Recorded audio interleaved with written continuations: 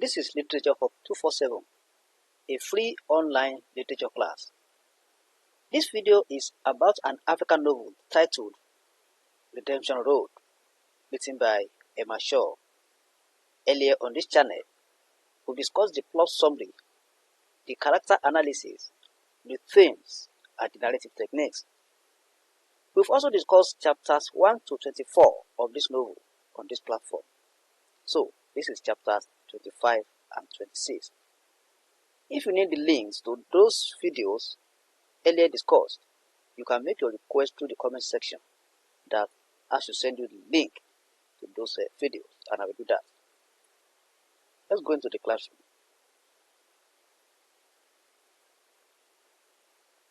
In the last chapter, we discussed how Bendu Lewis is preparing to go to the International Community of Red Cross office, that is ICRC office, to look for her daughter, that is baby girl. Let's now see what happens at the office. Bendu is now at the ICRC office in Busro Island. She stops to look at the large paintings on the fence. The paintings are those of the armed men forcing villagers to leave their homes. The caption written there begs the fighters to respect the rights of the civilians. This reminds Bendu of the scenes in civil wars across Africa, including Liberia. A uniformed security guard attended to Bendu. He gives her a badge with a number. He asks her to sign and directs her to the tracing office. The tracing assistant is Gabriel, a young, friendly man.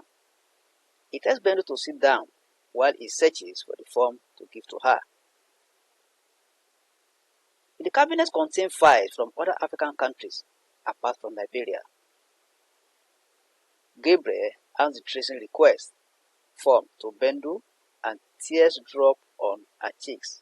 As he collects the form from Gabriel, tears drops on Bendu's cheeks.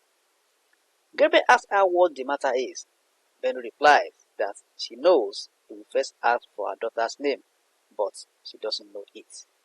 She only knows her as baby girl. You remember, he abandoned the baby at the Luma camp and runs away. The man calms her down that there is a space for a nickname on the form. Bendu replies to Gabriel's question that the girl was 2 weeks old when they separated in 1992, and that she couldn't look for her because of the war. She couldn't also believe she could be alive. She just wants to try in case she might be one of the children in the fires. There is a silence, and Gabriel breaks the silence by saying that 9 years is a long time. Bendu agrees and responds that she knows who can tell them what happened to her. Gabriel is happy when he hears this.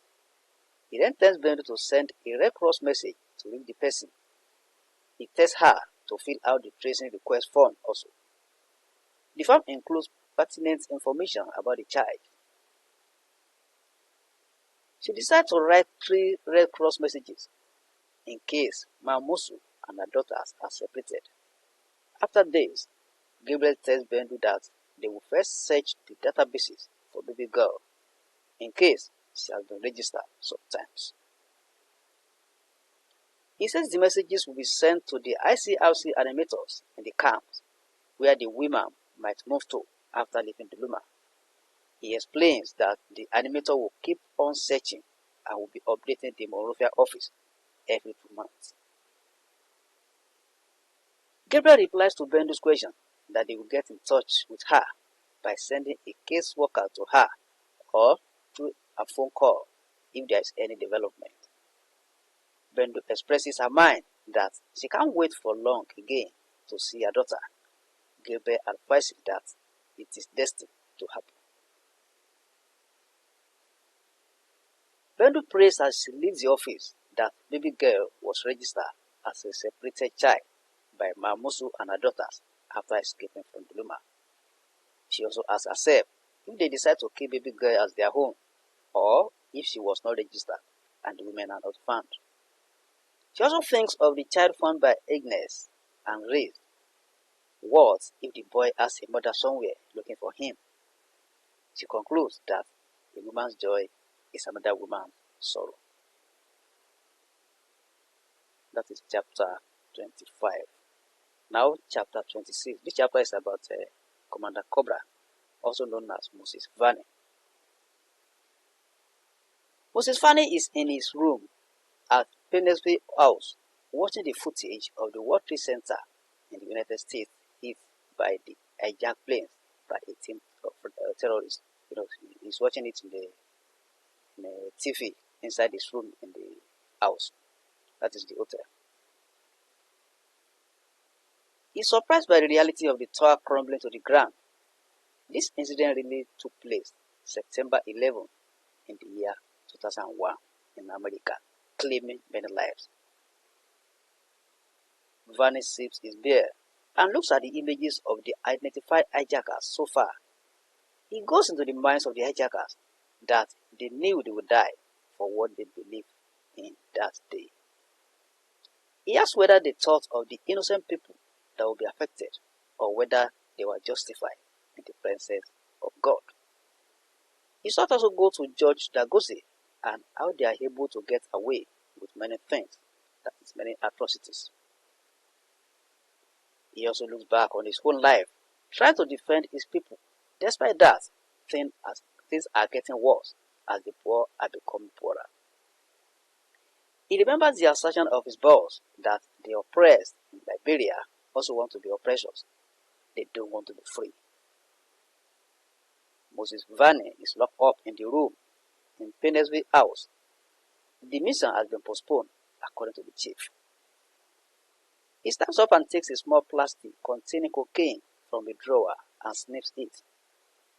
Since he has beer, cocaine, and satellite TV in the room, he feels on top of the world. That is, he's satisfied with the room so far. He has all those things with him.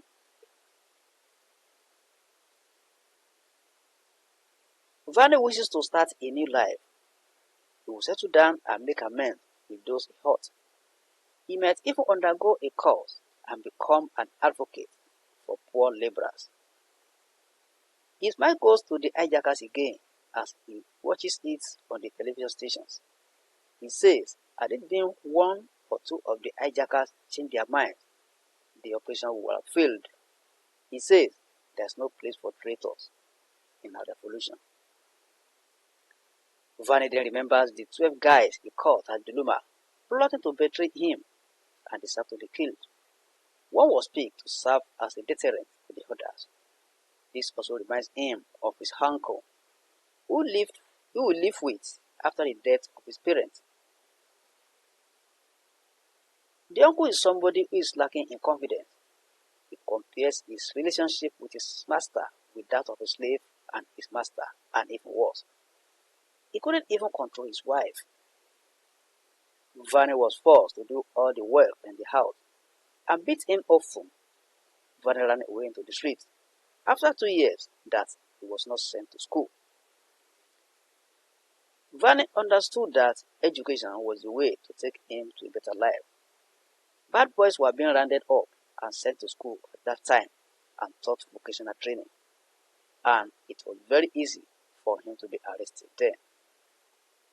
Vane hears a noise outside the door to his room. He listens if there is any information for him or if his cocaine is about to be revealed. He discovers that there is nobody there. So that is chapters 25 and 26 of Redemption Road. Please, if you are new on this platform, try and click on the subscribe button and the bell icon so that you will be part of this class. And whenever any video is produced, you are going to be notified. Like this video, you are free to share it on any social media platform.